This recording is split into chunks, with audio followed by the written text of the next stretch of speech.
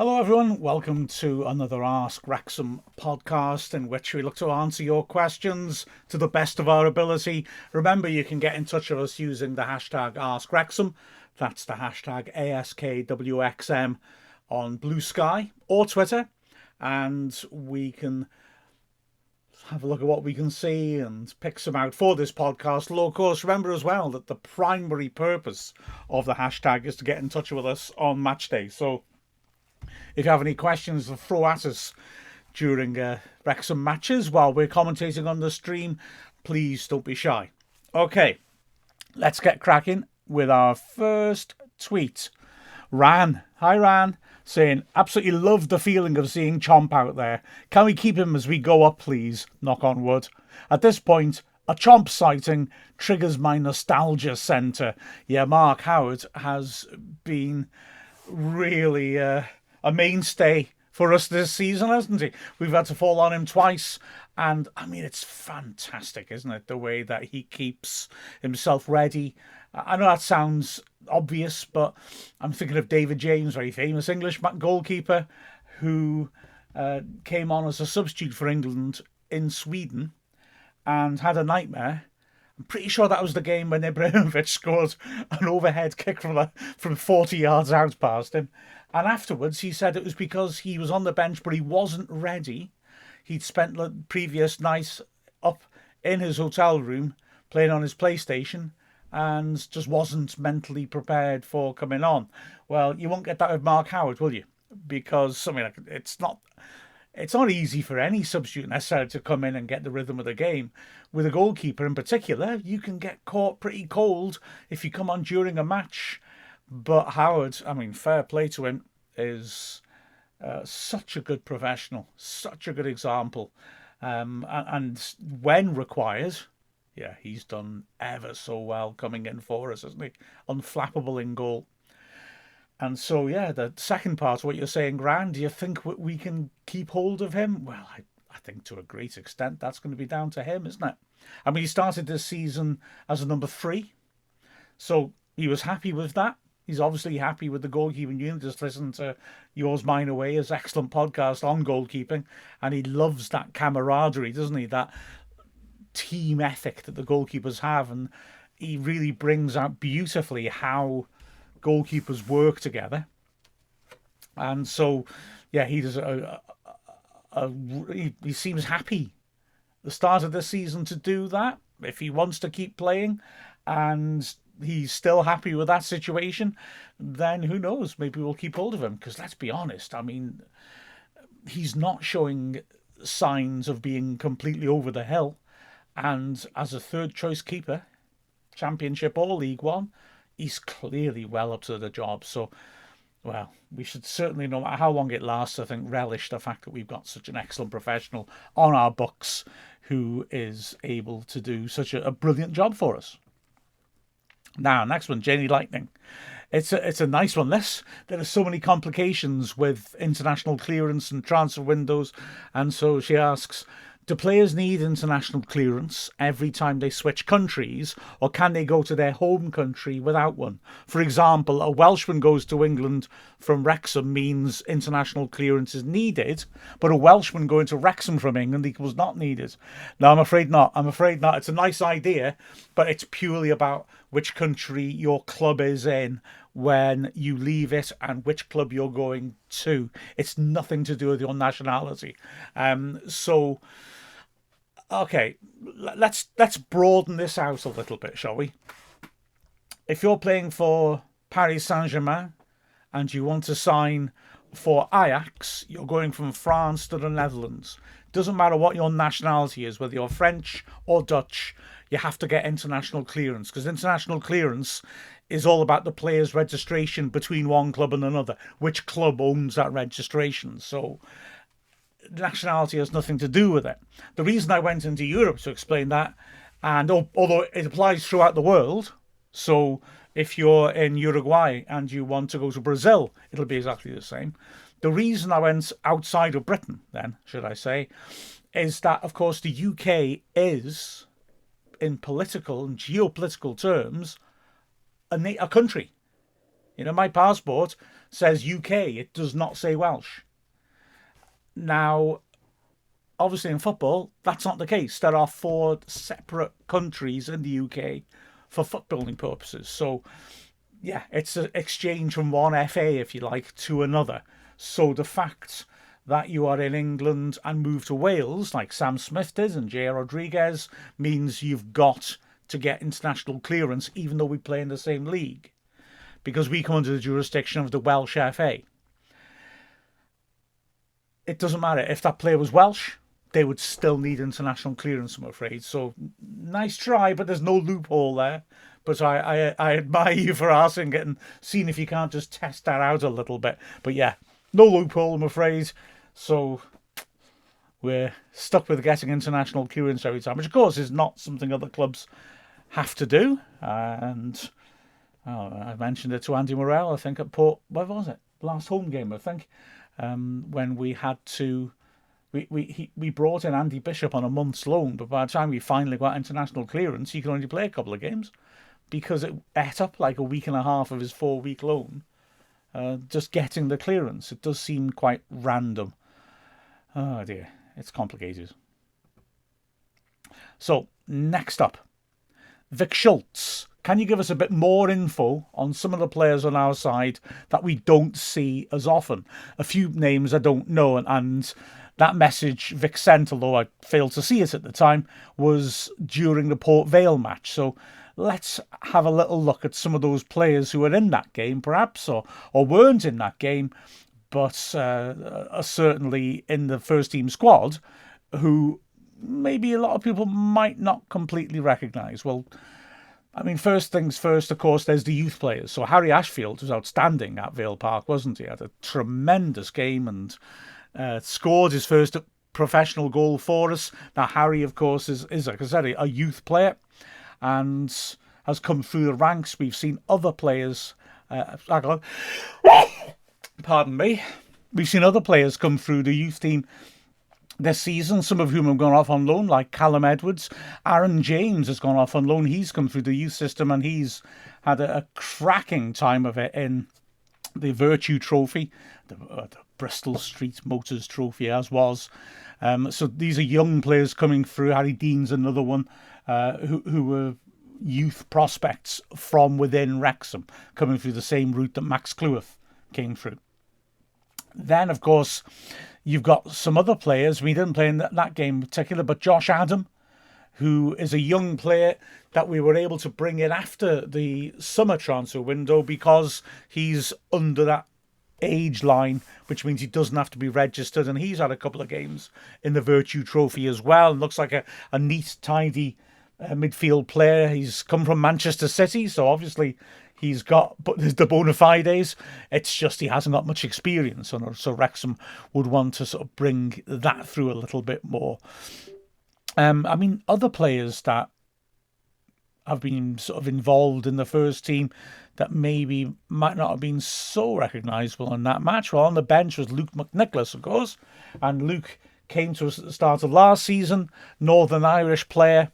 He's played, although he's young, he's played quite a bit in Northern Ireland and he looks a real prospect. And he played our games in the Virtue Trophy in goal last season and looked excellent. He's really neat and technical and tidy and tight in his approach.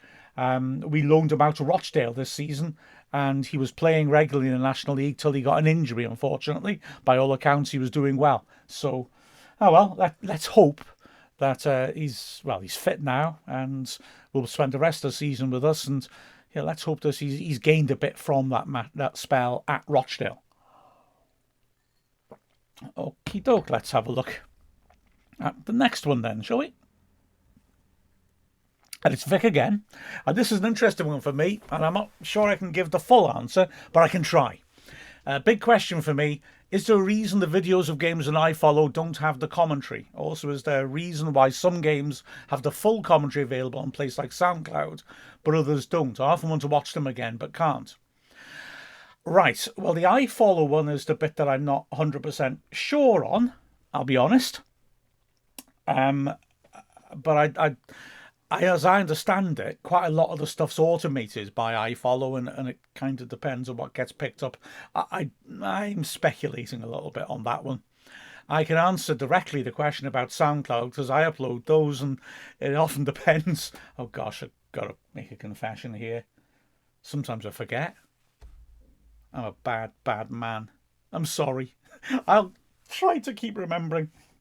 I sometimes feel a bit reluctant with the women's games because that's a TV commentary rather than a radio commentary, and I think, do people actually want to listen back to that? Because by their nature, there will be pauses in them. But I have put a few up, and people seem happy with it, so maybe I'll make sure I do. I probably got a couple I haven't published yet, so maybe I'll throw a batch of them on, shall I? Now then, next one, and this is an interesting one from Wrexham fan.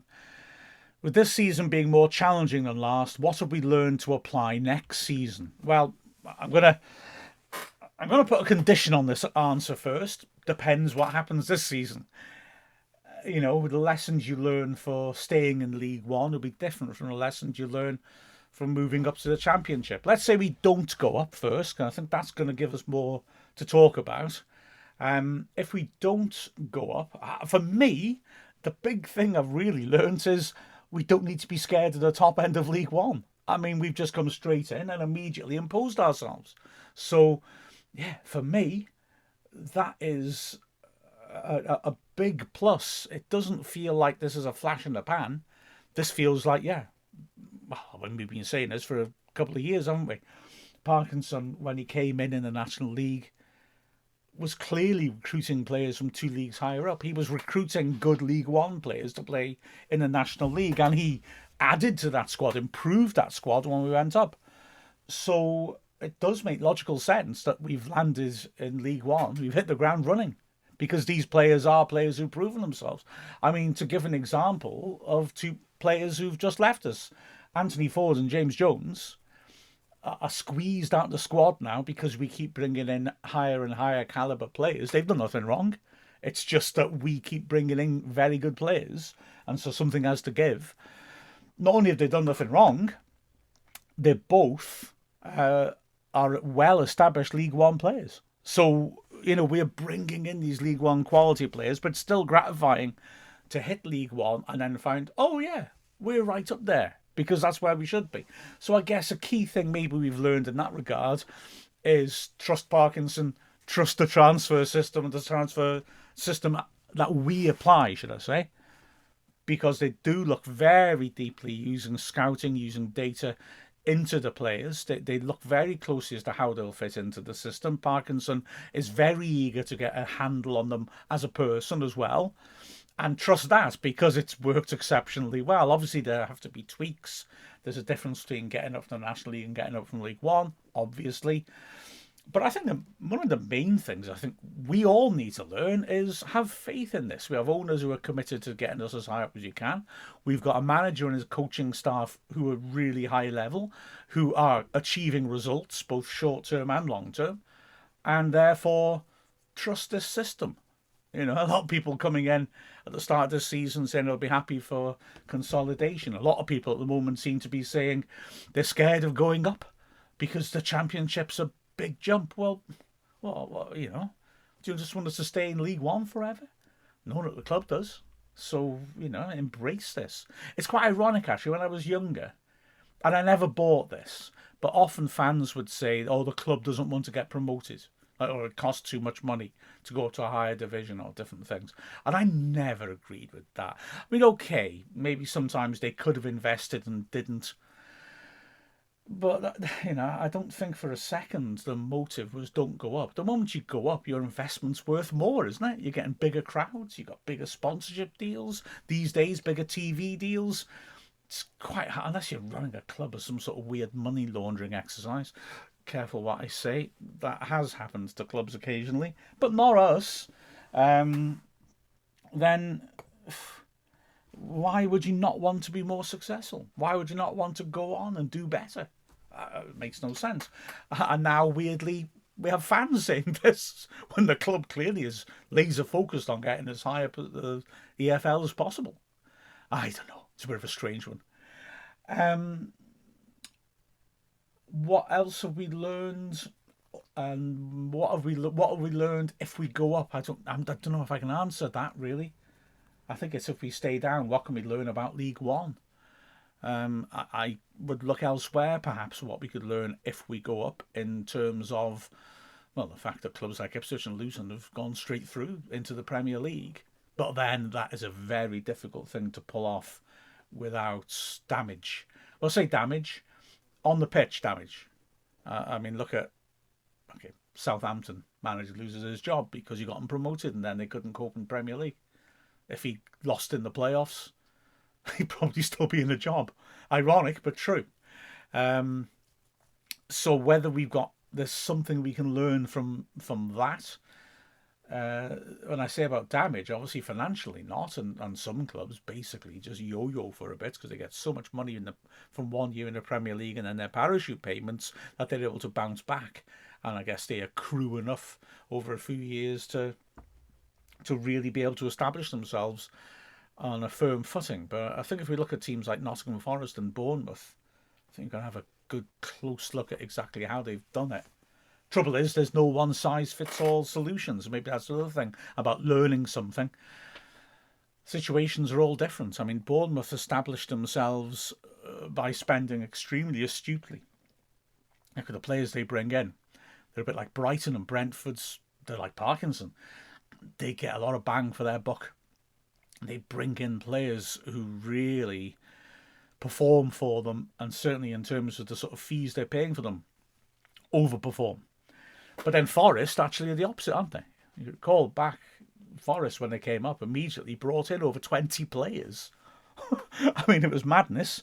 But then look where they are now. Maybe it wasn't madness. It felt like madness.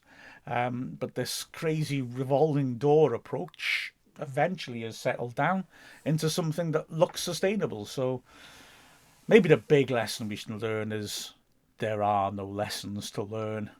Life's like that. It's a series of random things. Like Steinbeck's working title of Mice and Men. Something happened. Who knows why?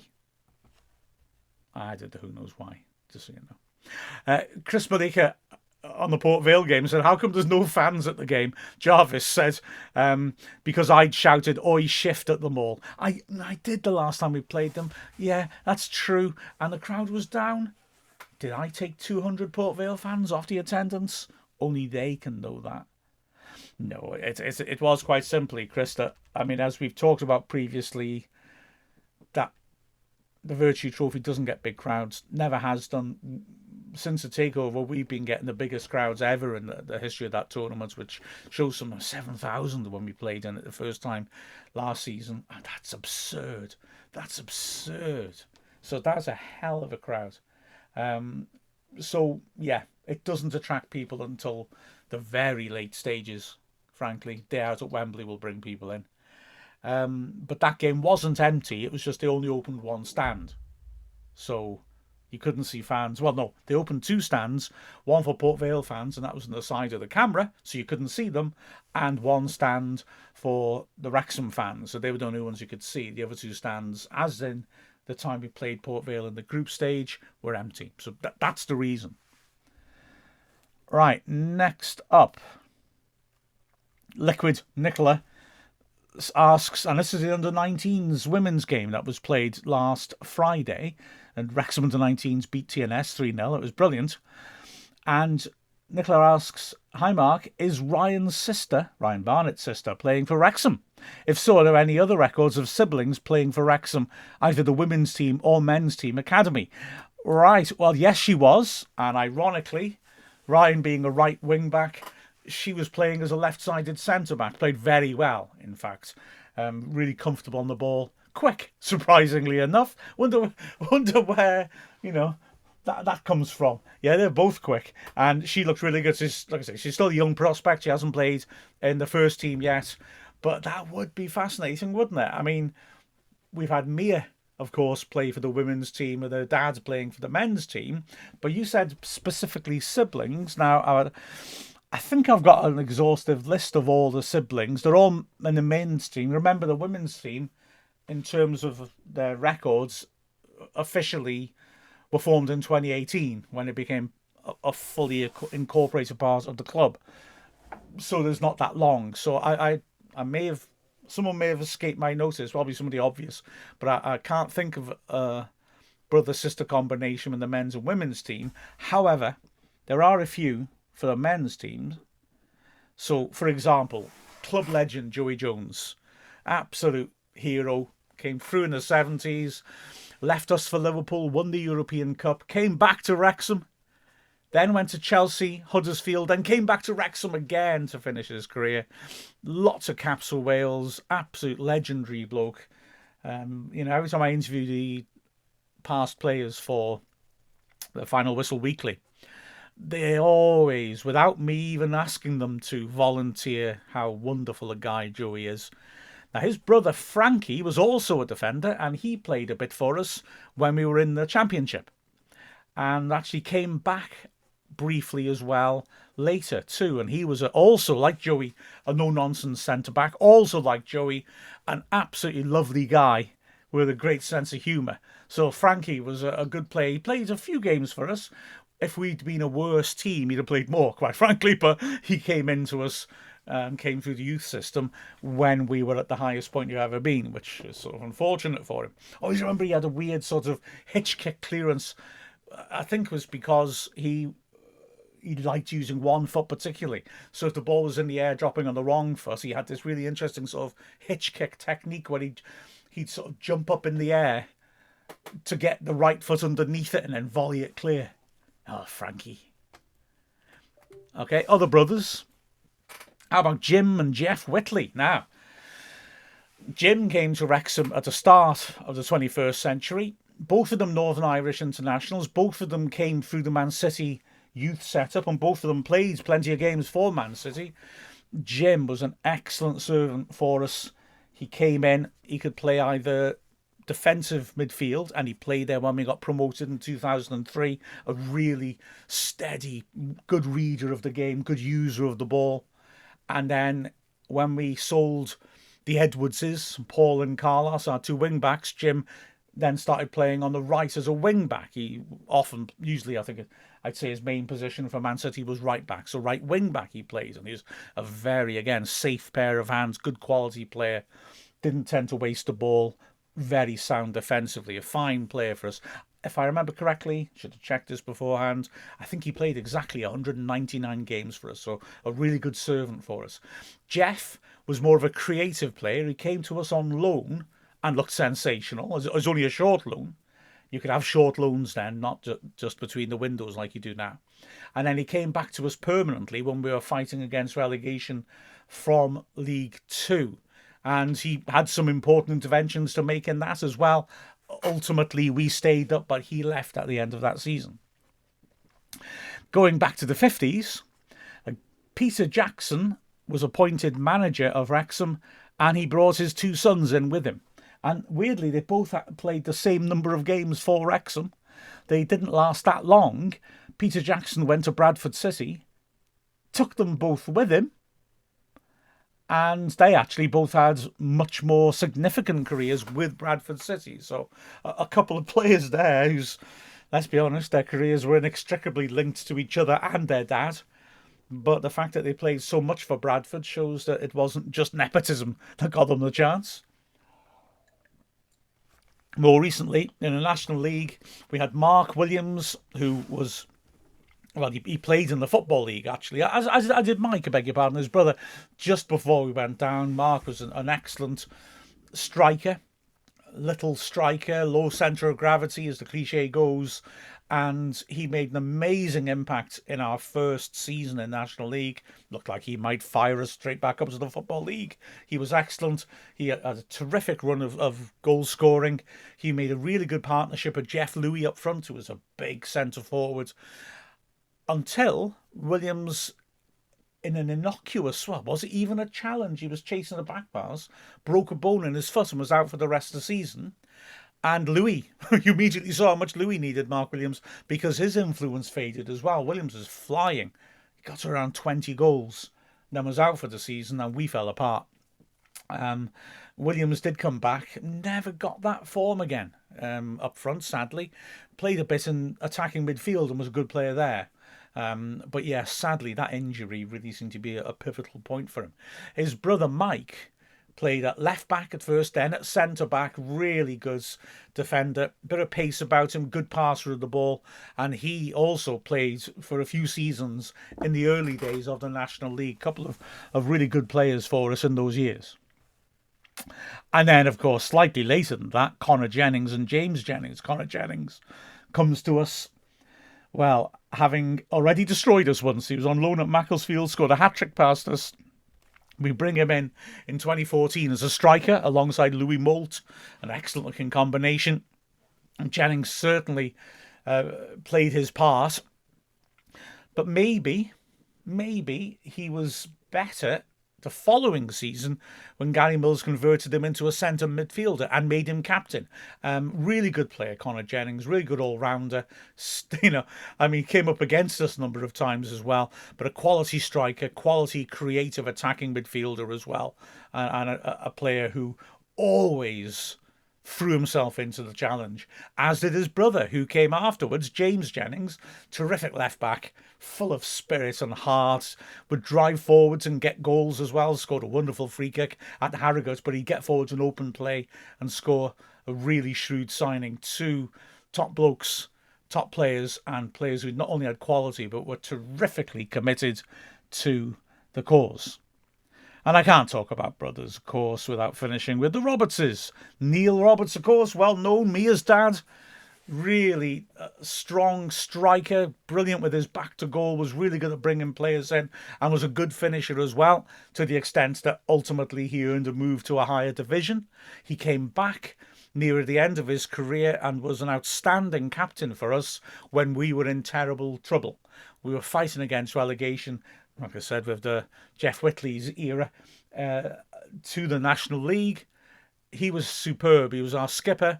He was far too good for that level. And bizarrely, tragically, ludicrously, our manager, Brian Little, at the end of the season, released him. Roberts wanted to stay and help Wrexham get back up.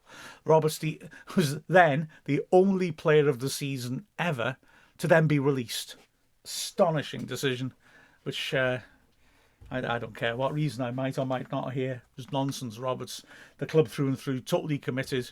And when I realised he wanted to stay, I was thrilled. I couldn't believe it when we didn't hold on to him. He played for Wales. Stephen Roberts, his brother, was a centre back. I think if he'd had more luck with injuries, I think he'd have played for Wales as well. A superb central defender. Always so calm, always seemed to have time on the ball. Strong, rugged, scored a rocket at York that springs straight into my mind. But he was a really good defender. Superb for us when we got promoted in 2003. Superb for us at the Millennium Stadium when we won the LDV Vans Trophy in 2005. Really good passer of the ball, long passer of the ball too. And he also earned a move up to higher levels. Like I said, if it hadn't have been for injuries, I think he would have achieved even more again. There are lots of other combinations of brothers, certainly, who played for Wrexham. There's just a taster of them. Cliff Lloyd, who was did everything for the club, manager, secretary, player, coach, everything. He was injured and missed a game, and his brother Jackie came in, and that was the one game he played for Wrexham. I quite like that one just for the symmetry of it. But yeah, there's quite a few going back. George and Phil Spruce, and yeah, quite a lot. And his father-son combinations too. George Godding, our keeper in the first ever game he played in the Football League in 1921. His son then played for us, also in goal in the 50s. I could go on. Oh, I usually do go on. But on this occasion, I will move along a bit. Let's see what's next. Right, I've been looking forward to this. David Gehring asks, what's the story of the Crawley's front of kit sponsor, Rent-A-Kill? Some sort of South London assassination service? I love that. That is beautiful. We don't talk about the service, all right? We just don't talk about it. Keep stam. No, it's not.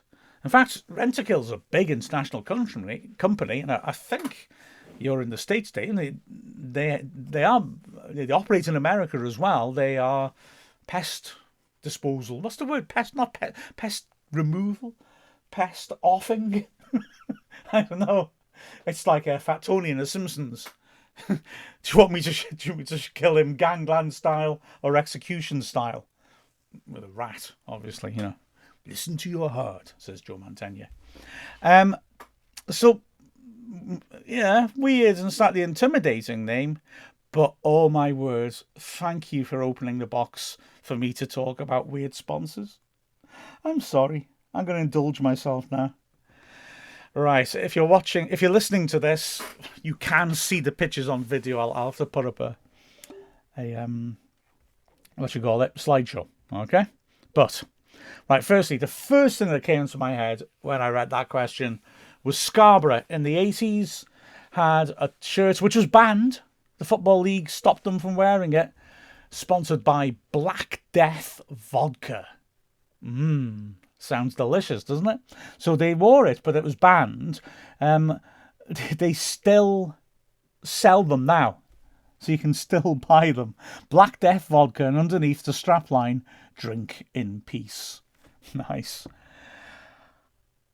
Similar sort of theme is that Eintracht Frankfurt have a skull and bones on their shirt. And that is because, brilliantly, they have been sponsored, and both with about 20 years between them, like in the early 90s and later, by local band and big fans, original punk band or post-punk band, Die Totenhosen, and that's their logo, Die Totenhosen. I can assure you, I'm of the right vintage to have listened to a bit of them. Loud industrial punk, I think is how I describe it. And Die Totenhosen, of course, those of you who speak German, Ran, who asked the first question, will be fully on top of this, means the dead trousers. And any band called the Dead Trousers, yeah, they're all right by me. How about Milan in the 80s being sponsored by Pooh? Yep, this is going to get quite childish, isn't it? So the picture we've got on the screen, we've got legendary Scottish centre-forward Joe Jordan in his Milan shirt with Pooh across the front. Not like in the IT Crowd when Roy goes on that date with Alice Lowe. Pooh. And Pooh, with an H on the end, is apparently a jeans brand, or according to their logo, a jeans system in Italy. Pooh, everybody. Millwall had on their shirts the weather in Norwegian, because live TV was, how can I put this, a low rent satellite channel at the start of satellite broadcasting, who did things to shock and, shall we say, target a certain type of post-pub audience.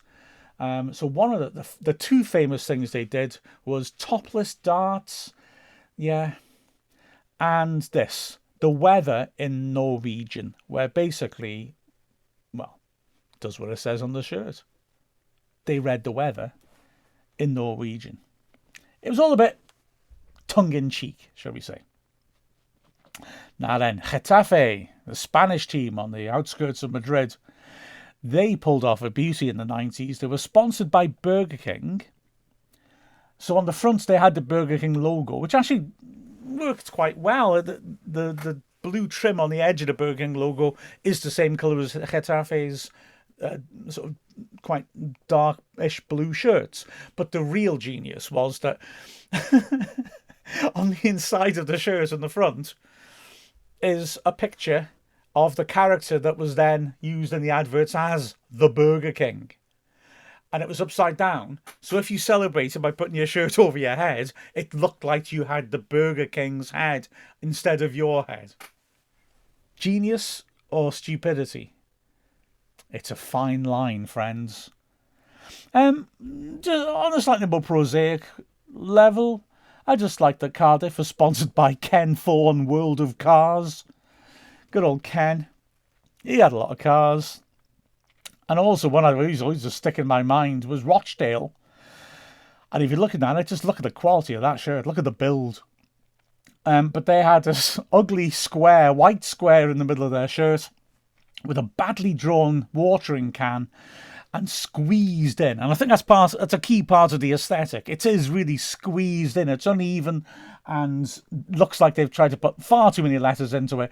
Is all in one garden centre. They've even put a line across the bottom to reduce the space they can fit the font into. It's a work of art in the field of the sort of drawings that your kids do that you put on the fridge. And yet it is a company's logo. And Rochdale, as I recall, they had this on the front for quite a while as well. I just like the homemade nature of it. Now, the next one is a Greek team who, their kit looks perfectly all right, but they were sponsored by Salina, which was their local brothel there. I'll just let that sit with you. I mean, it was a legal brothel, and they said partly it was a protest against the Greek FA not giving them enough money, so they have to take sponsorship where they can, in a very high sort of minded tone. But yeah, there you go. Now then, Barcelona. We need to talk about Barcelona. Barcelona, oh man. I mean, don't get me started on the weird intricacies of their financial jiggery-pokery, as they, in their phraseology, activate levers to keep them supposedly under the limit for the Spanish league's transfer regulations. But Barcelona like to present themselves as being very, again, high-minded and moral. They feel they're on some sort of crusade. I don't think it really cuts, if I'm honest. They're a big club who wants to be part of the Super League, and we're one of the last ones to drop out of it. They like painting this idea of them being some sort of idealistic white knight of football, but it doesn't stack up. And, there have been a lot of cases lately with the way they've been run ending up in court. So, let's not go down that puritanical view that often. But for a long time, they refused to have a sponsor on their shirts. And again, it linked in with this notion of, we don't have a sponsor on our shirts because our shirt is pure. And also that, it's a symbol of Catalan nationalism, although that was never something they would say too openly. Because again, I feel the club were always quite happy to take the benefit of people who saw them as romantic because they are Catalan and seen as the symbol of Catalan independence, and portrayed under Franco as the resistance club almost, with Real Madrid Franco's club, which is a massive caricature of the truth. Not that they weren't badly treated on some occasions. Although it's got to be said, like I said, the club are happy to take the benefit of that, but they actually don't openly talk about Catalan independence because they're also aware that it's not necessarily something that would do them that much good. Not least, Catalonia goes independent. Suddenly Barcelona go from playing Real Madrid to play once a season to Espanyol and Girona being their only real rivals. So, Catalan league wouldn't fulfill Barcelona's needs. So, think of that what you will. When they finally put a sponsor on their shirt, it was UNICEF, and they said, yeah, it's a charitable act. We're finally going to do it, but we're going to give all the money to UNICEF. Aren't we good? Okay, but it felt like it was just going to be a little sop before they actually put proper sponsorship on. The fact that their next sponsor was a Qatari state-funded foundation left a poor taste. And the ones I'm showing on the screen are that they've really gone very quickly into throwing themselves into the selling your soul element of sponsorship. So this one has got like a red lips of a tongue sticking out because Rolling Stones bought the rights to sponsor their shirt for a match when a new album came out. It's not a great look. Viz, however, is a great look. Blythe Spartans, our friends, loom bizarrely large in our history considering how little we played them, up from the northeast. And so Viz, what you might call an adult comic, shall we say. It's very funny. It was heyday, really. It was the early 90s. But lots of very funny stuff in it, and some that was a bit too near the knuckle, perhaps. But they sponsored Light Spartans, and I think that just looks quite cool, and it feels like a good fit too. But I've got to say, taking things to an extreme, Atletico Madrid was sponsored by Columbia Pictures, and basically would wear shirts with different sponsors every match, depending on which films they were bringing out. Some of them were all right, and some, like the one on the screen now, looked good too. So away kit advertising Spider-Man, which has a spider's web and a spider on it. Oh, that's quite cool, I think. However, lots of them looked just like they had just quick rectangular oblong transfers stuck on. Resident Evil 2 and Terminator, Rise of the Machines. Big Arnold Schwarzenegger picture on Fernando Torres' chest. Hellboy doesn't look too bad. Peter Pan does. That's a strange one, that, I reckon. Spanglish. I don't recall that film either. The best one, though, for my personal favourite, is Dos Rubias de Pelo en Pecho, which, of course, Spanish speakers know means the two blondes in inverted collars and in a different colour, with hair on their chests. That is the Spanish title of white chicks. So, yeah, I know. What a sponsorship deal. Oh, let's move on. Janie Lightning's got a nice one here. Who decides a player will get subbed off when injured on the pitch? The physio, the player, the manager, or all three? Well, when I first saw that, I thought, well, there's an obvious answer. And I realised there wasn't. I mean, if it's not injury related, obviously the manager and the coach is going to make that decision. But there is a bizarre exception to this, which I still can't get my head around, even as I think of it. What was it, 6-7 years ago? Chelsea in a League Cup final decided to bring their goalkeeper, Kepa, off. He's currently Bournemouth's goalkeeper, on loan from Chelsea. He signed a long-term contract. When he signed, he was the most expensive goalkeeper in the world, and he's supposed to be a superstar for them, but it hasn't worked out that way. They decided to substitute him, which is, of course, odd for a goalkeeper. Penalties were looming, and as sometimes managers do, they planned to bring on a different specialist keeper for the penalties. Kepa refused to come off. And succeeded in not coming off. What? I mean, I've never thought a player could do that.